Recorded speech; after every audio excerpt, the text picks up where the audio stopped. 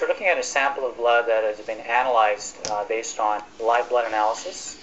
By looking at this sample, we can tell a lot about a person's health or their level of wellness. What we're seeing in this sample is a poorly regulated, or shall we say dysregulated sample of blood, or put it simply, a very unhealthy individual.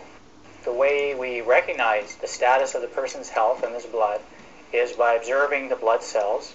And some of the things that we observe in this particular sample are red blood cells that have a very spiky appearance. We also see the blood cells tending to clump and stick together. We're also seeing blood cells here which have a very uneven membrane. This particular part of the sample reveals a very large object, quite a bit bigger than the red blood cells.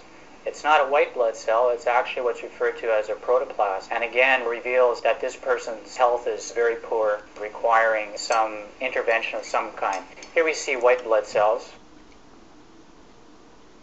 In this part of the sample we see something referred to as folate formations, another indicator of a very unhealthy individual. Also, you'll notice some of the blood cells, the membrane is very thickened and illuminated. And again, that shows a sample that's not healthy, perhaps even a situation we could call over-proteinized. This particular individual has been diagnosed as being HIV positive. And so in this sample, I would say we see a very extreme situation of ill health and of great need for some type of intervention. We're looking at a sample of blood taken from the same individual 1 month following a particular protocol. There are very significant and obvious differences between this blood and the blood that we saw in the previous sample. You'll notice how the red blood cells tend to have a better shape. There's less of the spiky cells and the misshapen cells, referred to as echinocytes or schistocytes.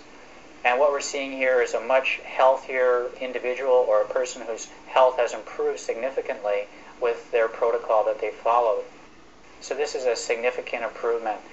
An improvement that often takes a number of months to accomplish, but this has obviously been accomplished in a fairly short period of time.